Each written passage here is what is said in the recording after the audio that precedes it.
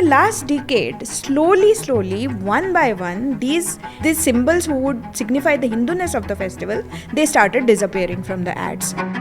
The joint family disappeared, the floral decorations disappeared, rangoli disappeared, भगवान के photo, Lakshmi ji की पूजा करने वाला जो परिवार था वो तो गायब ही हो गया, अब तो कहीं दिखता भी नहीं है. And the last symbol to disappear, because it is the most obvious symbol and it is the most difficult symbol to eradicate, was the bindi or the tilak.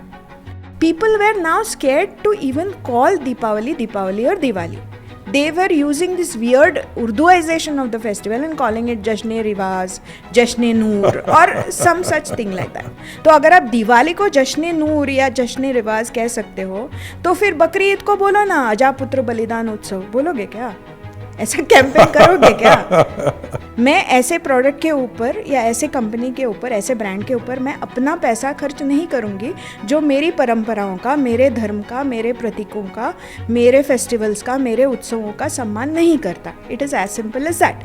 आप ये कह रहे हो कि आप मुझे हिंदू का पैसा चाहिए, आप मेरा फ्रिज खरीदो, आप मेरा घर खरीदो, आप मेरी ज्वेलरी खरीदो, आप मेरी साड़ी खरीदो, लेकिन हम आपकी परंपराओं का सम्मान नहीं करेंगे, हम दिवाली को दिवाली भी नहीं बोलेंगे. दैट इज़ नॉट करेक्ट ना.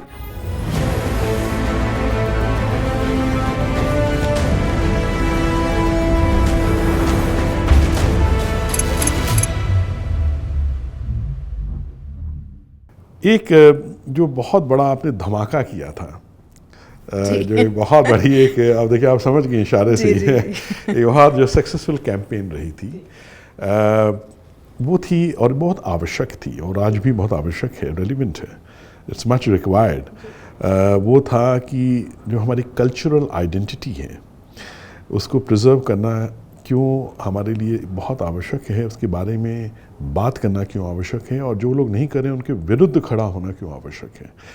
तो हम चाहेंगे कि जो आपकी कैंपेन थी नो बिंदी नो बिजनेस है, पहले उसके विषय में बताएं, क्योंकि हमको याद है कि फिर हम प्राच्यम ने भी एक वीडियो किया था. जी, मैं वही बोलने वाली थी कि उस कैंपेन को सफल बनाने में प्राच्यम का भी बहुत बड़ा हाथ है, क्योंकि अगर वो प्राच्यम वो फिल्म नहीं बनाता तो शायद ऐसा हो नहीं पाता था कि ये जो संदेश है वो इतने लाखों करोड़ों लोगों तक जाए. अभी भी कोई भी हिंदू फेस्टिवल आ जाता है तो वही वीडियो मुझे अलग अलग जगह से, अलग अलग व्हाट्सएप ग्रुप से मिलता है और बहुत लोग बोलते हैं कि ये कैंपेन बहुत सक्सेसफुल है.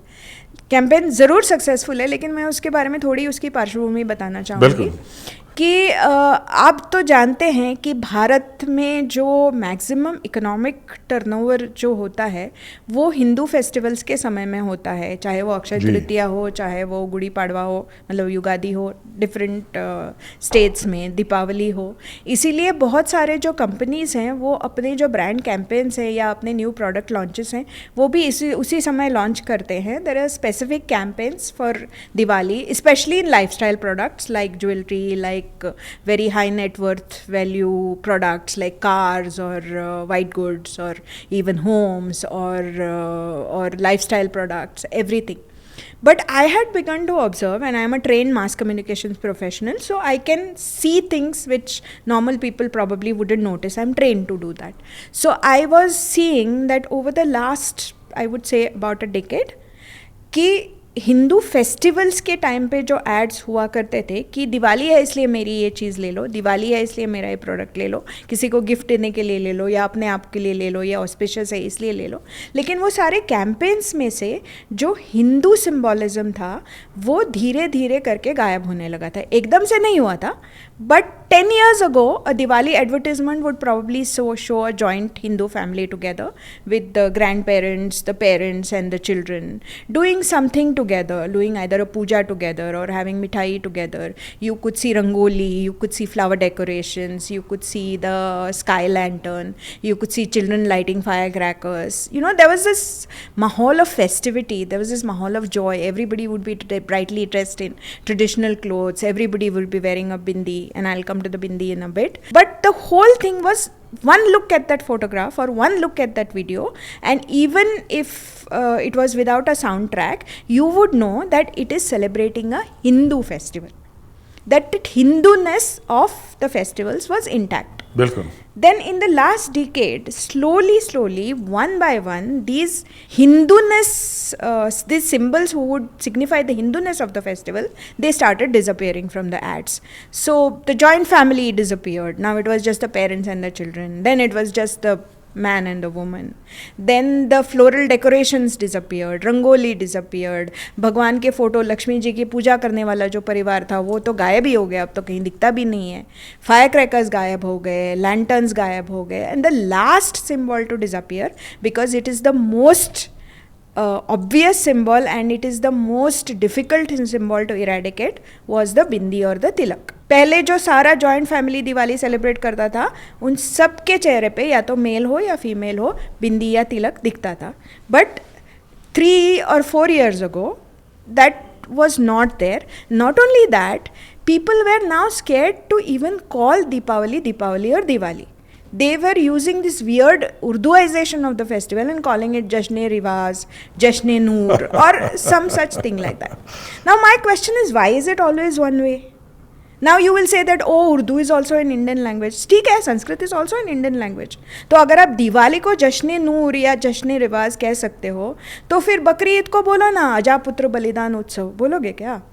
ऐसा कैंपेन करोगे क्या? नहीं करेंगे ना. हम वो करनी चाहिए. नहीं, वो नहीं करेंगे ना, कंपनीज नहीं करेंगे. हम करेंगे वो अलग बात है, लेकिन कंपनीज नहीं करेंगे. क्यों नहीं करेंगे? तो ये जो सारा ट्रैफिक है वो केवल हिंदू फेस्टिवल्स के टाइम पे ही क्यों होता है? ये जो सारा वोक कैंपेन है कि एनवायरनमेंट बचाओ, अर्थ बचाओ, मेरे कुत्ते को रोना आ रहा है इसलिए पटाखे मत जलाओ, ये जो सारा होता है वो केवल हिंदू फेस्टिवल्स के टाइम पे ही क्यों होता है? जब आप 31 दिसंबर को पटाखे जलाते हो, भर के जलाते हो, रात को आवाज़ से पूरा माहौल ख़राब करते हो, तब कुत्तों को कोई डर नहीं लगता क्या? तब बिल्ली को कोई डर नहीं लगता क्या? वो केवल दिवाली, कुत्ते को भी पता होता है कि दिवाली के पटाखे अब मुझे डर लगना चाहिए, न्यू ईयर के पटाखे अब मुझे डर नहीं लगना चाहिए. ऐसा नहीं होता है ना. जब कोई पॉलिटिकल लीडर जेल से छूट के, ऐसा नहीं है कि वो स्वतंत्र संग्राम में सहभागी हो गया और वहाँ से जेल के छूट के आ गया, वो तो करप्शन के चार्जेस पे जेल पे गया था. वो एक्स चीफ मिनिस्टर अगर छूट के आता है तो उसके सारे सपोर्टर जो हैं वो पटाखों की भरमार करते हैं, तब पोल्यूशन नहीं होता क्या? लेकिन उन्हीं की जो गवर्नमेंट है दिल्ली में, वो बोलती है कि दिल्ली में कोई पटाखे बेचेगा नहीं, कोई पटाखे जलाएगा नहीं. वो हिपोक्रेसी कैसे चलती है? Anyway, this is little besides the point. तो मैंने एक इंडिविजुअल स्टेप लिया था, तब मुझे पता नहीं था कि ये कैंपेन इतना सक्सेसफुल होगा, ये कैंपेन भी होगा, ये भी मैंने नहीं सोचा था. मैंने तो बस एक इंडिविजुअल पोजीशन ली थी कि speaking for my self, I will not spend my money, क्योंकि मेरा पैसा है, मेरा हक है, मैं डिसाइड करूँगी कौन से प्रोडक्ट के ऊपर वो स्पेंड करूँ कि नहीं. मैं ऐसे प्रोडक्ट के ऊपर या ऐसे कंपनी के ऊपर, ऐसे ब्रांड के ऊपर मैं अपना पैसा खर्च नहीं करूँगी जो मेरी परंपराओं का, मेरे धर्म का, मेरे प्रतीकों का, मेरे फेस्टिवल्स का, मेरे उत्सवों का सम्मान नहीं करता. It is as simple as that. If you want Hindu money, you have to respect Hindu sentiments. ऐसा नहीं होता कि आपको सिर्फ मेरा पैसा चाहिए. आप ये कह रहे हो कि आप मुझे हिंदू का पैसा चाहिए, आप मेरा फ्रिज खरीदो, आप मेरा घर खरीदो, आप मेरी ज्वेलरी खरीदो, आप मेरी साड़ी खरीदो, लेकिन हम आपकी परंपराओं का सम्मान नहीं करेंगे. हम दिवाली को दिवाली भी नहीं बोलेंगे, हम आपके ट्रेडिशनल कपड़े नहीं दिखाएंगे, हम आपको हंसता हुआ खुश नहीं दिखाएंगे, हम आपका उत्सव नहीं दिखाएंगे. हम एकदम डल कपड़ों में, एकदम कोई घर में कोई मर गया है ऐसा चेहरा करके हम मॉडल्स दिखाएंगे और बोलेंगे क्योंकि उस मॉडल ने ये गहना पहना है, तुम दिवाली के लिए ये गहना पहनो और उसमें लाखों रुपये अपने खर्च कर दो, अपने hard earn money. That is not correct ना. और दूसरी बात, ग्लोबली आप कहीं पे भी देखें तो द बिंदी और the Tilak is even today the most obvious symbol of Hindu religion and Indian culture. जैसे अगर आप टारगेट, जो बहुत बड़ा ब्रांड है यूएस में, उनकी अगर आप दिवाली के ऐड देखोगे, और उन्होंने भी दिवाली के लिए ऐड की थी क्योंकि the Indian American community is very huge in the US, तो उनकी एड्स में उन्होंने जो सारे मॉडल्स हैं उनके चेहरे पे बराबर बिंदी है, जो मेल्स हैं उनके माथे पे बराबर तिलक है, वो लगा सकते हैं. लेकिन इंडियन जो तानिष्क है वो नहीं लगा सकता, फैब इंडिया है वो नहीं लगा सकता, इंडियन ब्रांड नहीं लगा सकते. क्यों नहीं लगा सकते? सीधी सी बात थी. लेकिन जब मैंने ये कैंपेन शुरू किया तब मुझे पता था कि हाँ ओके, थोड़ा सा आउटरीच होगा, लेकिन मैंने ये नहीं सोचा था कि उसका इम्पैक्ट इतना ज़्यादा होगा. और अभी 3 साल हो गए, अब उसका इम्पैक्ट मुझे मतलब अभी इट्स वेरी ऑब्वियसली दिख रहा है, वो आपको होर्डिंग्स में भी दिखेगा, वो आपको कैंपेन में भी दिखेगा, मतलब जश्न रिवाज से एकदम स्वर्णिम दिवाली हो गया उसी ब्रांड का campaign. But that is not, I will be honest here, the credit does not go to me. I started this, but the campaign was basically run by the ordinary Hindus who realized that what I was speaking was the truth. They identified with it, and that is how they supported it. They are the ones who wrote to brands and said that we are not buying from you because your ads are not showing bindis, particularly for high value jewelry brands and stuff like that. That is why jewelry brands, और मैं नाम लेके बोलती हूँ, P&G, Tanishq, there are many brands like Malabar Diamonds, they've all started putting bindis in their ads for Hindu festivals because they know that the market realizes, that the consumer realizes that if you want Hindu money, learn to respect Hindu sentiments. अब मैं एक छोटा सा और एक addition बोलूँगी. अभी there is a cottage industry going on कि जब भी मैं अपना फोटो डालती हूँ सोशल मीडिया पे, take it as in the sense of humor, there are at least 500 people who magnify that photo and probably take a magnifying lens and see कि बिंदी है कि नहीं, बिंदी है कि नहीं बिंदी. It is true. मतलब वो लोग इतने अवेले हैं कि उनके पास ज़िंदगी में और कुछ करने को है नहीं, इसलिए उनकी लाइफ का मकसद ही यही है कि शेफाली वैद्य जब भी इंटरनेट पे फ़ोटो डालती है वहाँ पे ढूंढ के देखें बिंदी है कि नहीं. कभी कभी मैं उनको चिढ़ाने के लिए ना एकदम ऐसा मिनिस्क्यूल सा छोटा सा वेस्टर्न, जानबूझ के वेस्टर्न कपड़े पहनती हूँ और एकदम छोटा सा बिंदी डालती हूँ, फिर लगे रहो देखते रहो, तुम्हारे पास तो वैसे भी कोई काम नहीं है तो वही करते रहो. लेकिन फॉर द रिकॉर्ड मैंने ऐसा कभी भी नहीं बोला है कि Hindu women should wear bindi at all times. I think they should, but I have never issued a fatwa. I do not believe in issuing fatwas. That is not my religion. That is not what my religion says. But at least for our festivals, our religious functions, and forget me saying it, today also if you go and see for Hindu festivals, for Diwali, for Ganesh Chaturthi, for Gudi Padwa, you go to any home, from the smallest home in the village to the biggest palace in the village or in the cities, anywhere, you will find that women and men both still wear bindi and tilak. They do, at least for religious functions. So ये जब ground पे हो रहा है वो brand को नहीं दिखता क्या? See, the basic marketing 101 says that you should recognize your consumer and you should respect the consumer's wishes. ये तो बेसिक है, ये तो पहले क्लास में बताया जाता है मार्केटिंग के किसी भी क्लास में. तो ये कहाँ से आ गया कि मुझे बड़ा वो क्या कहते हैं उसको, रिफॉर्मर बनना है और मेरा एडवर्टाइजिंग कैंपेन नहीं है, ये मेरा सोशल एजेंडा है एक्टिविज्म का. ऐसा नहीं हो सकता ना, आपको प्रोडक्ट बेचना है ना आपका. तो जिस कंज्यूमर को आप प्रोडक्ट बेच रहे हो, उसी कंज्यूमर का आप अगर सम्मान नहीं करते हो, उसकी भावनाओं का नहीं सम्मान करते हो, उसकी परंपराओं का नहीं सम्मान करते हो, तो वो क्यों खरीदेगा आपके प्रोडक्ट? आपको अगर सोशल एक्टिविज्म करना है तो डॉक्यूमेंट्री बनाओ ना, जैसे आप बना रहे हो. अब बनाओ अच्छी documentary, make it on anything. Why are you turning my festivals into your agenda of social change? Do you know Bharat was made victim of conspiracies, censorship and ideological subversions?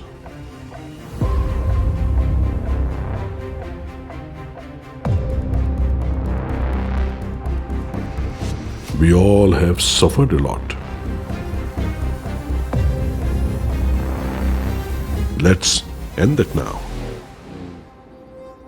We bring to you Prachyam, an unapologetic video platform for Hindus. Protect your family from false narratives about Bharat.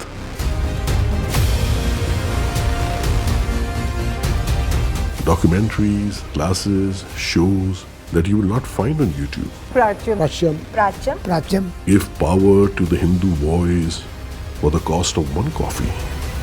Subscribe now at prachyam.com. Unfortunately, this is what has been happening these days, you know. ये इनको अपने products भी बेचने हैं, लेकिन साथ में they are working on certain agendas, you know, कि उन्होंने उनको न सम्मान करना है हिंदू धर्म का, ना हमारी सम्मान तो छोड़िए, वो हमारी संस्कृति को वाइप आउट करने की दिशा में काम कर रहे हैं, प्रयास कर रहे हैं. और यथार्थ तो ये है कि जो हिंदूज़ हैं अगर आप जैसे लोग अगर इस तरीके की कैंपेन शुरू नहीं करते तो उनकी दृष्टि भी नहीं जाती जी वो लोग खरीद ही रहे थे जी वो तो आप आके पूरा आपने इतना उत्पात मचा दिया जी कि they were forced to put back bindis Yes. and put back all the cultural Yes. identity symbols back in the ads.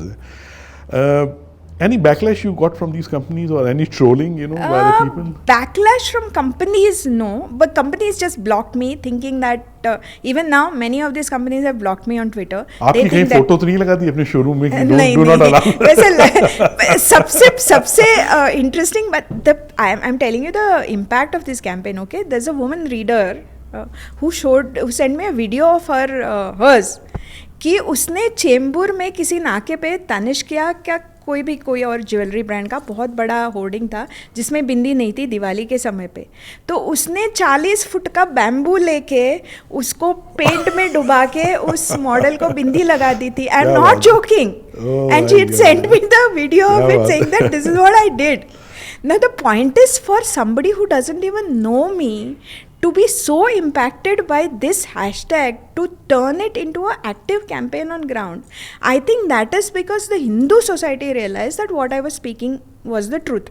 And I honestly believe that if you truly believe in your values, if you have built your credibility over the years, and if people know that you are not doing it out of any selfish gains, but because you have a greater civilizational identity or civilizational aim behind it, the Hindu society will always stand behind you, and that is what happened with the No Bindi No Business campaign. See, even today I get mocked hajar. I mean, every time I go somewhere, somebody will, as I said, there are people जिनका life का mission ही यही है, उनका मकसद ही यही है, cottage industry है वो हर बार जब मैं फोटो डालती हूँ वो मैग्नीफाइंग लेंस लेके मेरा बिंदी ढूंढते रहते हैं.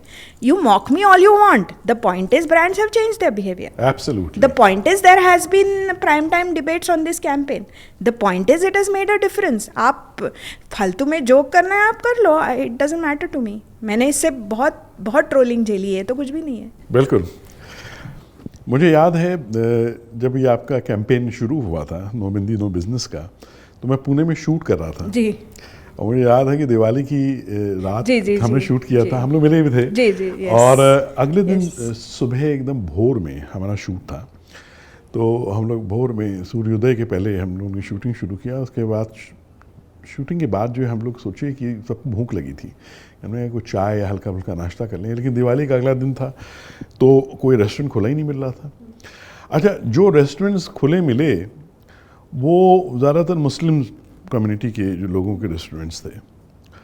तो मैं जब गया तो मैंने देखा, एक में गया, दो में गया, तीन में, सब में मैंने देखा कि जितने लोग बैठे थे वो मुस्लिम्स थे, लेकिन सबने स्कल कैप पहनी हुई थी, लुंगी पहनी हुई थी, कुर्ता पहना था, जो उनकी ट्रेडिशनल जो उनकी कल्चरल जो भी अटायर है उसको बहुत प्राउडली डिस्प्ले कर रहे थे. और आई रिमेंबर कि वहीं से आई जस्ट थॉट कि recently you had done this I remember कि मैंने वहीं से, मैं दर्शकों के लिए बता दूं कि कैसे वो मेरे मन में विचार आया. मैंने कहा कि इतने प्राउडली ये लोग अपनी आइडेंटिटी को डिस्प्ले करते हैं और हम लोग के अंदर ऐसी हीन भावना है कि हम करते नहीं, इनफैक्ट हम देखते भी नहीं. और शिफाली जी ने भी ये कैंपेन की है, तो आई कॉल्ड यू अप मैंने कहा कि ये इस पर चलिए हम लोग फिल्म करते हैं. तो फिर हम लोग आए फिर और है ना, हम लोगों ने शूट किया आपके साथ इसको, और वो फिल्म बनी. और वो फिल्म भी जो है वो बहुत सारे लोगों ने देखी हुई है वो फिल्म. बिल्कुल. वो फिल्म एक ऑडियो विजुअल मीडियम से क्या होता है ना कि एक बड़ा इम्पैक्टफुल हो जाता है. कोई विषय, कोई भी चीज़ आप बनाएं, जिस चीज़ के बारे में बात कर रहे हैं, तो बड़ा वो एक अलग ही इम्पैक्ट पड़ा फिर उसका. Definitely no firecrackers, and I don't think anyone should light any firecrackers.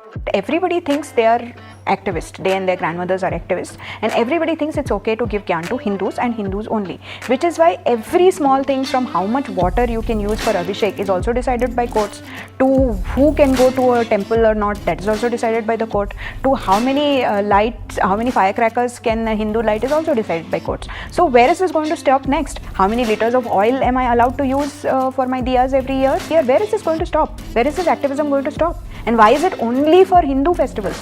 Why is nobody talking about the environmental impact of illegal slaughter of animals during Bakrid?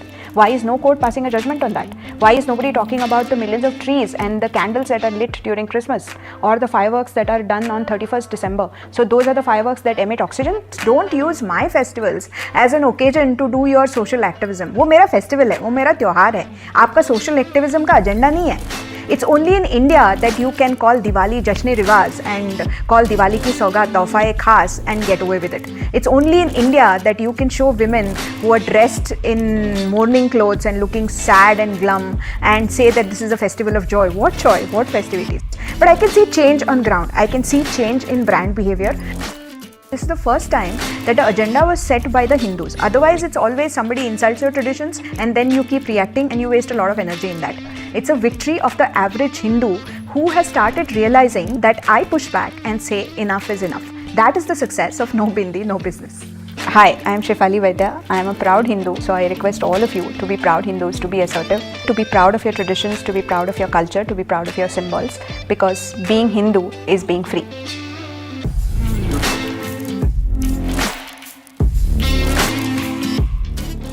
हमारे युवा जो दर्शक हैं जो युवतियां हैं वो अगर इस कहानी को आपके माध्यम से सुनेंगी तो उनको बहुत इंस्पिरेशन मिलेगा और सही पर्सपेक्टिव मिलेगा जी। जो ये हमारा जो इंग्लिश एजुकेशन सिस्टम रहा है ना, जो पोस्ट इंडिपेंडेंस भी अनफॉर्चुनेटली हमने कंटिन्यू रखा, जिसके ऊपर हमने जो आइडियोलॉजिकल सबवर्जन हुआ है, जिसके ऊपर हम लोगों ने साहिब्स हू नेवर लेफ्ट जैसी फिल्म बनाई है, उस सबवर्जन से बाहर निकलने में उनको बहुत सहायता मिलेगी ये कहानियाँ सुन के। तो आप सती की कहानी भी बताएं। हाँ, तो सती की कहानी बहुत इंटरेस्टिंग है। वो दक्ष प्रजापति की बेटी थी, उनको और भी बेटियाँ थी।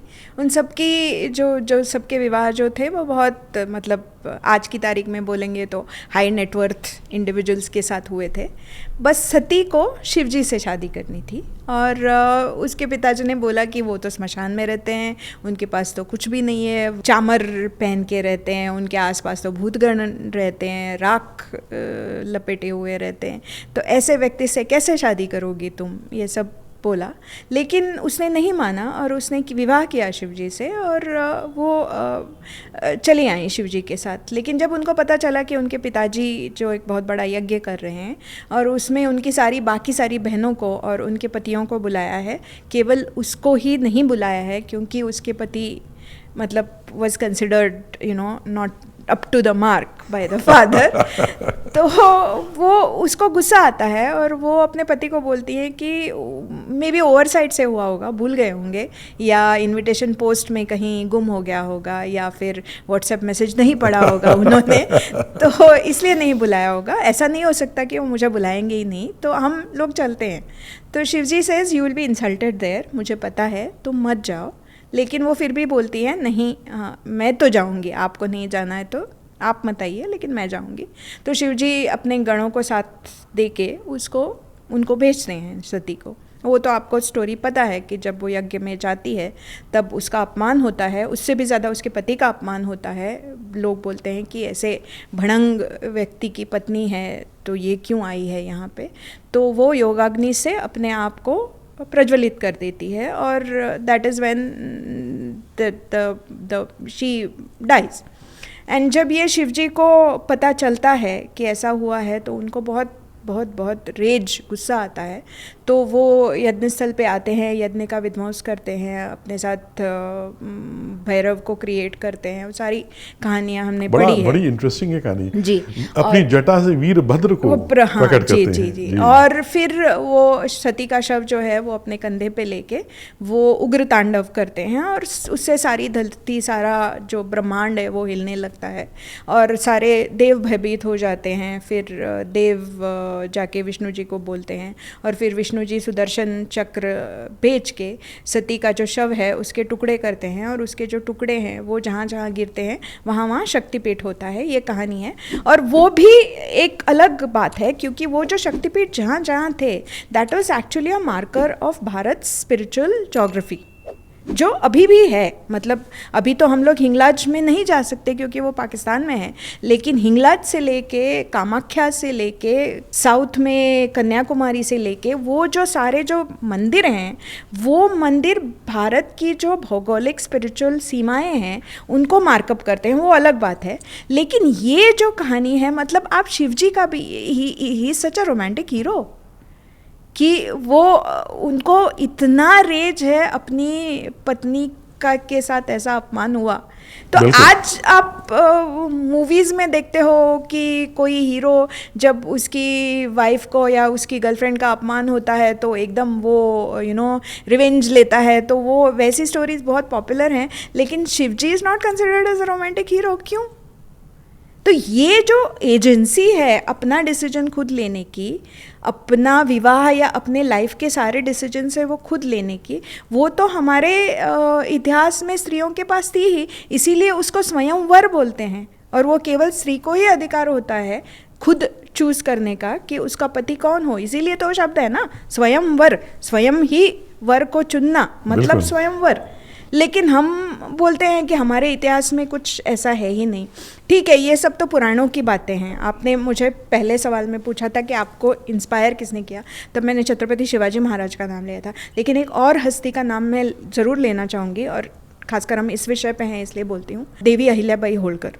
क्योंकि क्या बात है, आजकल हम जब बहुत बोलते हैं ना कि विमेंस एम्पावरमेंट, और जब हर छोटी छोटी चीज़ पे जब स्त्रियां रोने लगती हैं कि मेरे पास पावर नहीं है, मेरे पास एजेंसी नहीं है, मेरे पर्सनल लाइफ में मुझे स्पेस नहीं मिलती, मेरा मैरिज अनहैप्पी है, मैं सिंगल पेरेंट हूँ, ये जो सारा जो है वो उन्होंने जिया था। एक छोटे से गांव के धनगर की, महाराष्ट्र में चौंडी करके एक गांव है अहमदनगर ज़िले में, वहाँ के एक धनगर घराने में, ऑर्डिनरी धनगर फैमिली में उनका जन्म हुआ था। और स्टोरी ये है कि वो 8-9 साल की थी तब उनको बाजीराव पेशवा फर्स्ट और मल्हारराव होलकर जी ने वहाँ एक मंदिर में देख लिया था, और मल्हारराव जी ने तब उनको अपनी बहू चुन लिया था। बाजीराव जी ने भी उनको बोला था कि ये बहुत स्मार्ट, बहुत होशियार दिखती है बच्ची, उससे आप अपने बेटे की शादी करो। And then she was groomed by her father-in-law, who realized her greatness. His own son was not that accomplished or not that capable, but she was. So he groomed her, he taught her. जब हम बाद में सुनते हैं ना कि first school ब्रिटिशों के आने से शुरू हुआ, तो वो कैसे लिखती थी, कैसे साइन करती थी अपना letters? Obviously, she knew how to read, she knew how to write, she knew how to fight, she knew how to ride a horse. She knew all of that because she was trained to do that. Anyway, उसके बाद जब उनके husband की death होती है कुंभेरी की लड़ाई में, तो she is very young, barely in her 30s. तो उस टाइम की जो कस्टम है, उस कस्टम के हिसाब से she also prepares for going sati. That time her father-in-law pulls her back and says that I will consider that मेरी बहू चली गई लेकिन मेरा बेटा अभी जीवित है, लेकिन इस राज्य की जो पूरी धुरा है वो आपको उठानी है, इसलिए आपको वापस आना है funeral pyre से. So she agrees that she has a duty towards the citizens of Malwa and she comes back, and उसके लिए imagine this, in those times the kind of public rumors and public revilement that she would have had to bear, क्योंकि ये बहुत क्रांतिकारी step था उस समय के लिए। लेकिन वो मालवा का राज्य कारभार संभालती हैं। उनकी पर्सनल लाइफ जो है, उन्होंने सुख के में भी 5 साल मिले होंगे उनको पर्सनल हैप्पीनेस के, बाकी her entire life is a huge personal tragedy. She lost a husband at a very young age. After that she chose to wear a white sari all her life, and basically she lived for her people, she did not live for her self.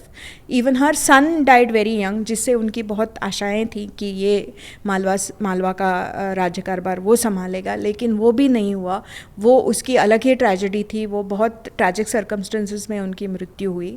उसके बाद उनकी बेटी जो थी, जो उनको वो बहुत चाहती थी, उनकी भी मृत्यु हुई उनकी आंखों के सामने. उनके बेटी के बेटे की भी मृत्यु हुई. ऐसा उनके लाइफ में ऐसा हुआ कि पर्सनल लाइफ में जिसको उन्होंने प्यार किया, जिसको उन्होंने ग्रूम करने का प्रयास किया, मालवा का राजा as a king of Malwa, that didn't work out.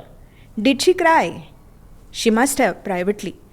But did she just wring her hands and say कि हाय मेरे साथ ही ऐसा क्यों हुआ है, I am so unhappy, I don't have personal space, I am a single mother, I am a widow, the whole world is against me, the system is against me, the patriarchy is against me, ऐसा कभी रोई नहीं वो। बिल्कुल नहीं, उनके कितना बड़ा हाथ काम में, किया। हाँ, उनके हाथ में जो था, और वो भी एक छोटा सा राज्य था, ऐसा भी नहीं है कि पूरे भारत की साम्राज्ञी थी वो, एक मालवा जैसे छोटे राज्य की रानी थी वो भी पेशवा के अंडर था टू सम एक्सटेंट। फिर भी उन्होंने अपने पर्सनल इनकम में उन्होंने ऐसा काम करके रखा है। आप भारत के किसी भी कोने कोने में जाओ, आप चाहे रामेश्वरम जाओ या फिर आप बद्रीनाथ जाओ, वहाँ पे जो धर्मशालाएं आपको दिखेंगी वो अहिल्या देवी ने बनाई थी। बहुत सारे नदियों के घाट जो हैं वो आज भी आप अगर वहाँ जाएंगे तो वो अहिल्या देवी जी ने बनाए हैं। अगर आप गया के मंदिर में जाओगे तो वो अहिल्या देवी ने बनाया है। अगर आप काशी विश्वेश्वर के मंदिर में दर्शन के लिए जाओगे तो वो अहिल्या देवी ने बनाया है। अगर आप सोमनाथ चले जाओगे तो वहाँ पे एक मंदिर है जो अहिल्या देवी ने बनाया है।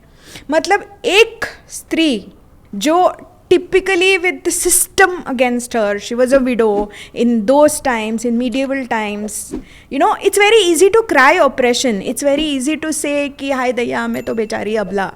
She didn't do that. बिल्कुल। She never ever cried, and that is the greatest lesson I think that today's women can learn from Ahilyabai Holkar. And you know what, it pains me when today you ask any college girl in Bharat कि तुम्हारी inspiration कौन है, who is the woman that inspires you, they will invariably say Hillary Clinton or Michelle Obama or some such name, you know.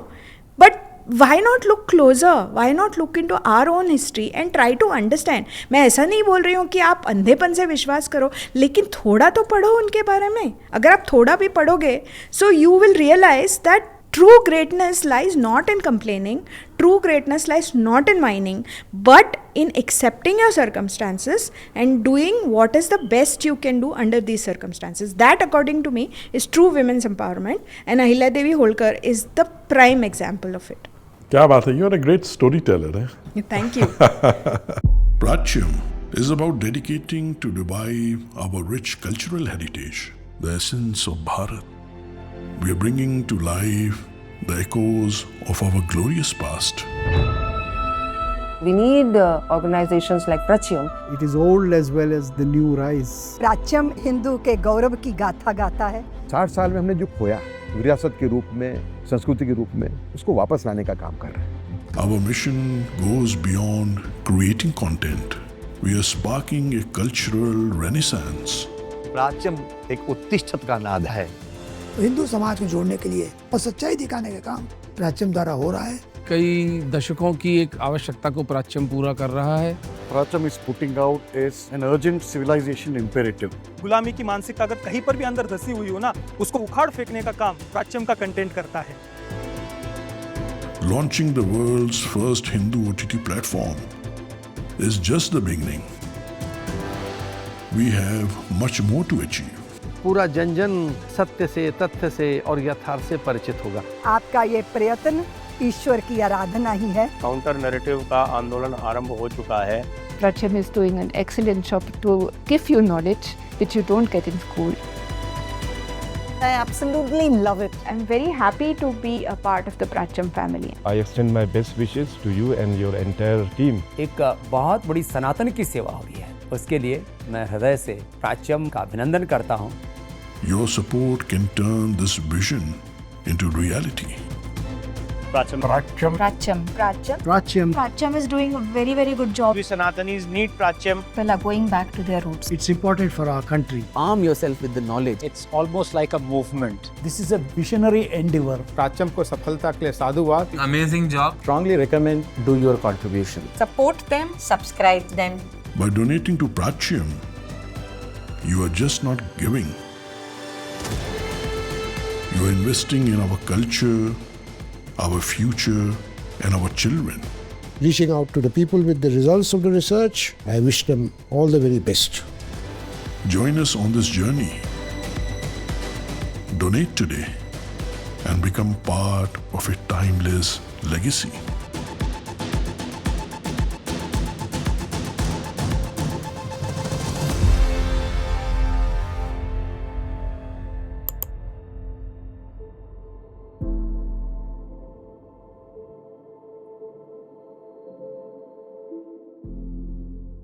बहुत सही बात आपने कही, देवी अहिल्याबाई होलकर की जो कहानी सुनाई। आपको अवसर मिले तो देखिएगा, अभी बहुत रिसेंटली प्राच्यम ने एक शॉर्ट फिल्म बनाई है उनके जीवन के ऊपर जी, और हर life and times and her contribution in reviving Hindu धर्म। यस, वो Indeed, yes, the queen who revived Hindu धर्म, इस फिल्म का नाम है, देवी अहिल्याबाई होलकर है।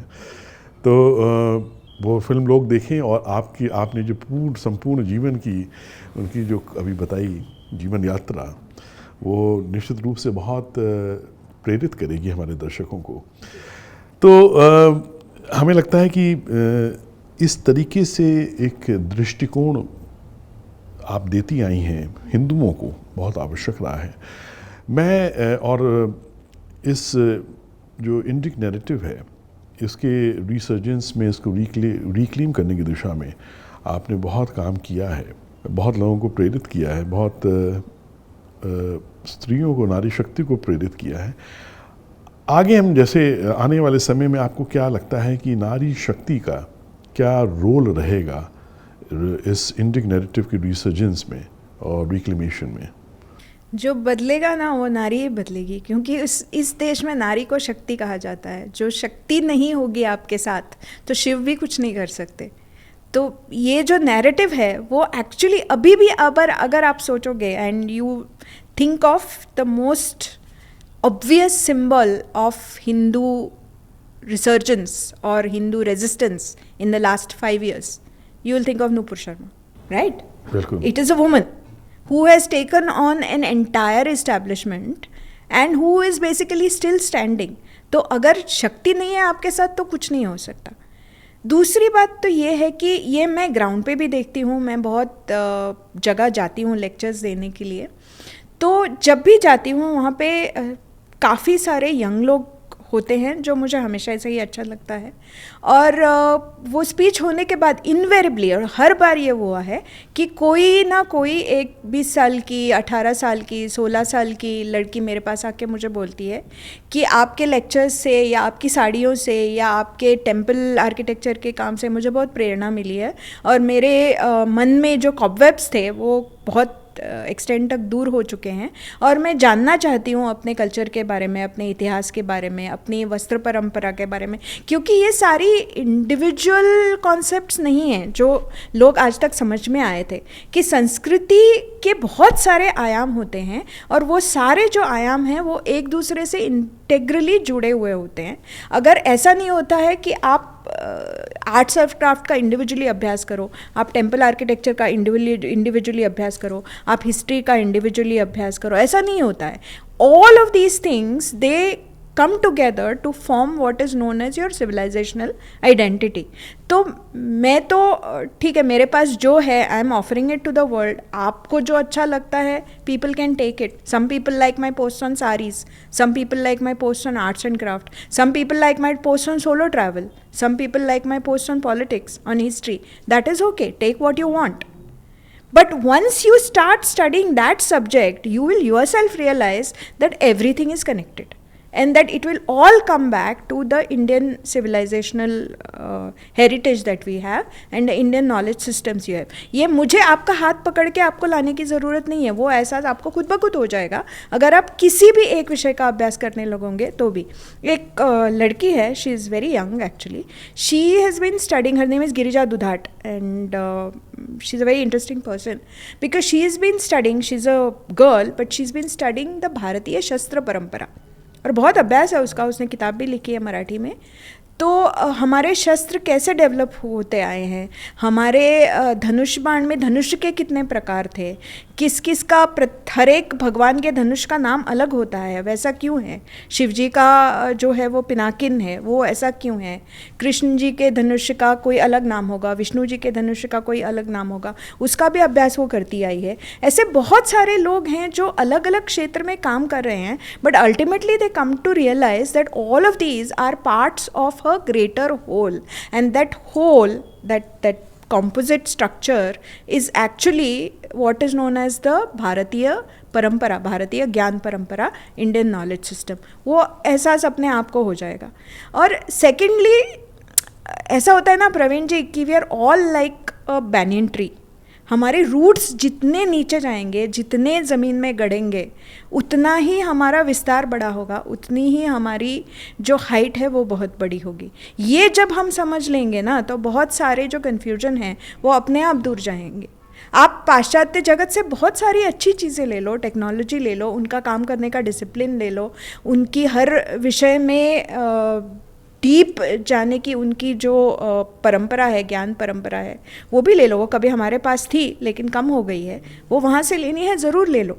I am not saying discard everything that is western, of course not, but realize our own greatness and use those means and that technology to discover what we have ना, जैसे आप कर रहे हैं। आप एकदम state of the art technology use करके, special effects use करके, जो सारा जो अवेलेबल है आज दुनिया में, उसको यूज़ करके आप वर्ल्ड क्लास फिल्में बना रहे हो। लेकिन कौन से विषय पे बना रहे हो? हमारे विषयों पे बना रहे हो, हमारे नॉलेज सिस्टम्स पे बना रहे हो, हमारे इतिहास पे बना रहे हो। That is the right way to go.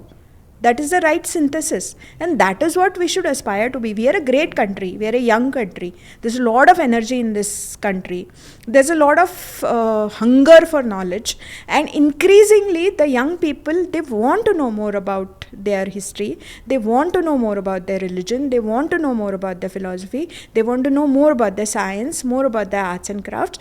It is happening.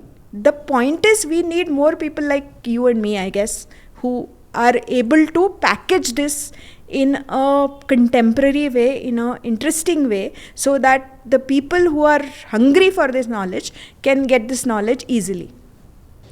बिल्कुल सही कहा शेफाली जी। ये कभी कभी थोड़ी सी चिंता मुझे होती है, लेकिन हम लोग प्रयास, हम लोग सब लोग प्रयास कर रहे हैं इस दिशा में। एक तो चूँकि एजुकेशन सिस्टम हमारा ऐसा है कि अपने ही रूट्स के बारे में, अपनी संस्कृति के बारे में, अपनी सभ्यता के बारे में, सच्चे इतिहास के बारे में ही नहीं बताया जाता है। जिस अकबर ने चित्तौड़गढ़ में 40,000 हिंदुओं को मार डाला था 1568 में, उसका महिमा मंडन आज भी हो रहा है। प्राच्य में एक फिल्म अभी बना रहा है जो महान विजयनगरम एम्पायर थी, उसके ऊपर है। आप देखिए, उसके बारे में कोई बात ही नहीं करता, उसके बारे में बताया नहीं जाता। तो जो गौरवपूर्ण इतिहास था भारत का, उसके जो एक से एक राजा थे, एक से एक साम्राज्य थे यहाँ पे, उसके विषय में बताया नहीं जाता है। और अभी भी वो महिमा मंडन हम इन्वेडर्स का कर रहे हैं, तो कहीं ना कहीं एक डिस्पैरिटी है। बस मुझे ये लगता है कि शायद हम ही लोगों को ईश्वर ने प्रेरित किया है कि ये जो गैप है इसको हम ही लोग फिल करें और सच्चे नैरेटिव्स को लोगों तक पहुंचाएं, भारत के इतिहास को बताएं, और यही प्रयास है हम लोग का। इसको करते रहेंगे आगे।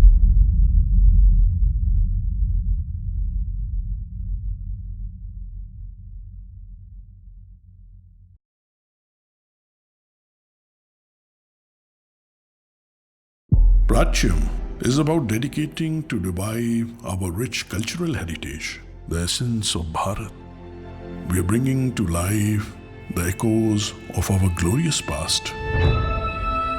We need organizations like Pratyam. It is old as well as the new rise. प्राच्यम हिंदू के गौरव की गाथा गाता है। 60 साल में हमने जो खोया विरासत के रूप में, संस्कृति के रूप में, उसको वापस लाने का काम कर रहे हैं। Our mission goes beyond creating content. We are sparking a cultural renaissance. प्राच्यम एक उत्तिष्ठत का नाद है। हिंदू समाज को जोड़ने के लिए और सच्चाई दिखाने का काम प्राच्यम द्वारा हो रहा है। कई दशकों की एक आवश्यकता को प्राच्यम पूरा कर रहा है। Pratyam is putting out is an urgent civilization imperative. गुलामी की मानसिकता अगर कहीं पर भी अंदर धसी हुई हो ना, उसको उखाड़ फेंकने का काम प्राच्यम का कंटेंट करता है। Launching the world's first Hindu OTT platform is just the beginning. We have much more to achieve. पूरा जन जन सत्य से, तथ्य से और यथार्थ से परिचित होगा। आपका ये प्रयत्न ईश्वर की आराधना ही है। काउंटर नैरेटिव का आंदोलन आरंभ हो चुका है। Pratyam is doing an excellent job to give you knowledge which you don't get in school. I absolutely love it. I'm very happy to be a part of the Pratyam family. I extend my best wishes to you and your entire team. एक बहुत बड़ी सनातन की सेवा हो रही है, उसके लिए मैं हृदय से प्राच्यम का अभिनंदन करता हूँ। Your support can turn this vision into reality. Pracham. Pracham. Pracham. Pracham. Pracham. Pracham is doing a very, very good job. We Sanatanis need Pracham. People are going back to their roots. It's important for our country. Arm yourself with the knowledge. It's almost like a movement. This is a visionary endeavor. प्राच्यम को सफलता के लिए साधुवाद. Amazing job. Strongly recommend do your contribution. Support them, subscribe them. By donating to Prachyam, you are just not giving. You are investing in our culture, our future, and our children. Reaching out to the people with the results of the research, I wish them all the very best. Join us on this journey.